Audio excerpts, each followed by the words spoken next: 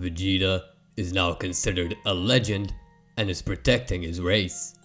Even when King Cold arrived, he destroyed the Tyrant, despite King Cold going into his golden form after training for years after Frieza's death. After a few years, Prince Vegeta became King Vegeta, and Kakarot was alongside him for the ride. They made a deal with the Mechans, and it was peaceful this time, as opposed to violent.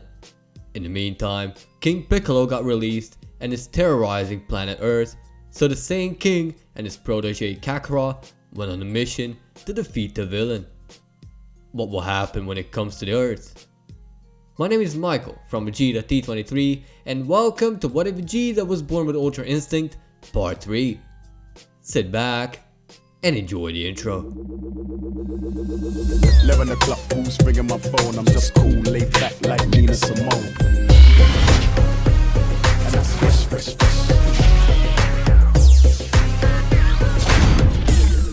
It's Urza, Michael's wife. Make sure you subscribe to Vegeta T23 and turn on notifications if you'd like to be notified of the next upload. If you wish to get the notification the second the video is out, join the T23 Discord server. The folks are friendly and you can meet your favorite Saiyid King. All of the socials are in the description and on the channel page. Kakarot went, and he didn't even have to power up to go and defeat King Piccolo. Vegeta got a message from Kami by telepathy, saying try not to kill him, as he will die too. Wait, Kakarot! Don't kill him! Oh, he's dead. Kakarot punched through him, but Vegeta saw Piccolo spat out an egg. Vegeta came close to the egg and started observing it. Somehow he knew that this is Piccolo's descendant and that it shouldn't be destroyed. Kakarot, don't destroy the egg. If Piccolo dies, so does Kami. We can't let that happen. Let's just leave the egg as is. Are you sure this is a safe idea? No, but it's better than letting the Earth's guardian die.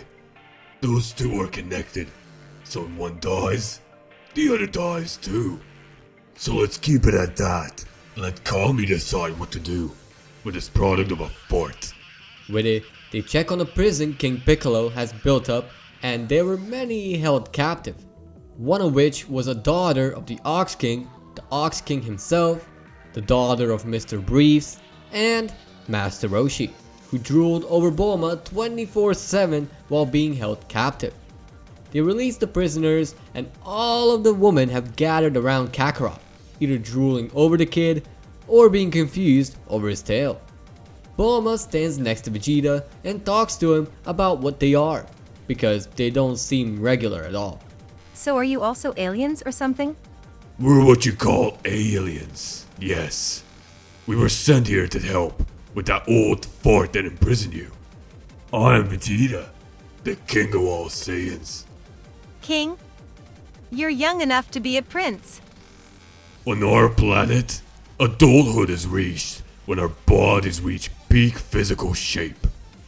We grow out really quickly from being children to adults to maintain healthy bodies as long as possible. Then we age with extreme pace. I wish it were the same for me. Bulma is completely drooling over Vegeta, and Vegeta noticed it right away. You got a crush on me, don't you? No? Meanwhile, Chi-Chi is drooling over Kakarot to the point she started getting all the rest of the women away from them. Then talking to Kakarot. Master Roshi then visits with a bald child and a teen. Those are revealed to be Krillin and Yamcha. Master Roshi asks Kakarot if he'd like to be trained by him. I can beat you in an instant! Kakarot, enough! This old fort is at least 300 years old. Maybe he's wiser than our Saiyan ancestors. Kakarot succumbs to listening to Roshi, and eventually both Kakarot and Vegeta agree to train under him. But not as of now, because they have a lot of stuff to do back at home. With it, the two Saiyans go back to the lookout and tell Kami it's done and that Piccolo spat out an egg, then left as quickly as they came.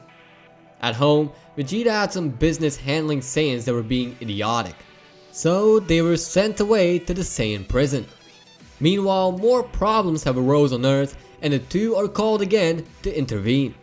This time, Kakarot goes by himself. Once there, he sees that the city is being reduced to rubble, and so he intervenes. He enters with a spectacular aura surrounding him, with everyone watching on. Police cheers on as they welcome the Saiyan. Kakarot is confused as to how they know who he is, but then remembers who spoke to his king, then what Vegeta told him about her, and what he told her. So he just smiles and turns his attention back to the fight. These guys are none other than the Red Ribbon Army. A bunch of the robots from Red Ribbon shoot up rockets, which Kakarot easily destroys with ki blasts. The Red Ribbon Army gets confused and goes for melee attacks, which Kakarot easily counters by completely tearing the machines down, then destroying each person one by one. The humans start running away from the gore and just wait until Kakarot is done. Once Kakarot's rampage is over, everyone exits and cheers Kakarot on. They feast him up, and for the first time, the humans see the power of the Saiyan's bottomless stomach. Bulma comes by because she heard the Saiyan is back, and she asks him if Vegeta is around. "Look, woman, Vegeta is an actual king of our entire Saiyan race, and doesn't really have time for booty calls halfway across the universe." Can I at least go visit him? "Sure, take my ship and go. Preset coordinates are already on the ship for return. I'll stay and guard your planet." Really? Yeah, now go fuck off, I'm eating." To say this child has such an attitude. "Oh, while you're at it, bring me that girl Chi-Chi." Look, kid. Chi-Chi is the Ox Princess and doesn't have time for Tail having Saiyans halfway across the planet. "I'm gonna fuck you up too if you don't comply." Bulma blushes and goes to call up the Ox King. She then thanks Kakarot for the ship and leaves with it. Vegeta then uses telepathy through one of the Namekians on planet Vegeta. Kakarot, the ship is flying with someone else in it. Who is it? "It's that woman that is simping over you. I'm staying a guard on Earth, so you don't have to go. I'll go train up with that hermit as well." Oh, god damn it. Okay, at least tell her parents she went. Oh yeah, also good luck on your training. With it, all is well again. Kakarot gets his Chi-Chi and they start dating somehow, while he trains on Roshi's island. Meanwhile, Bulma visits Vegeta and she's struggling extremely hard to even stand on the planet. So she's trained to maintain 10 times normal gravity. Vegeta got interested in the planets around Earth. He saw Mars, a very interesting planet with no water, so he sent out a bunch of Saiyans to scout it out. The Saiyans land and they quickly report that there is no oxygen on the planet and they kinda need to terraform it using their latest technology, so Vegeta approves it. After Vegeta got the approval of Bulma and then the King of the Earth, the preparations were set and the Saiyan scientists began terraforming Mars. After it was mostly done and there was enough oxygen to live, Vegeta then began the migration process. So he assembled a few hundred Saiyans and with the young Prince Vegeta in the lead, they depart into space, leaving Bardock to rule planet Vegeta. They located a terraformed planet and settled there for the first time. It's located in the solar system and it's close to Earth, so it was easier for Bulma to travel home. The king specified not to start conquering anything, how they would just live there outside of Frieza and Cold's forces boundaries, just in case something happens. Since the atmosphere of Mars was weak, they continued to speed terraform the planet. But for now, they started gathering resources. About 200 Saiyans left Vegeta and settled on Mars. After a bit, Bulma and Vegeta went back and forth planets to go on dates, and Bulma is trained up to be stronger, so she can keep up with Saiyan stuff and defeat robbers along the way. Kakarot and Chi-Chi are also still dating, but Kakarot is more training than dating, so that pisses Chi-Chi off. In the meantime, Kakarot met Grandpa Gohan and built quite a bond with him, as well as with Roshi, minus Roshi's horniness.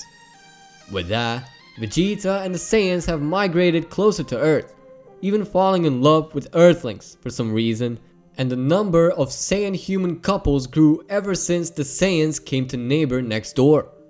The life is gonna be peaceful for a bit after this, but for how long? And with that, we're leaving things be for now. Thank you for watching. If you think I'm annoying by posting old trash, then click dislike. But if you like the video, hit the like button.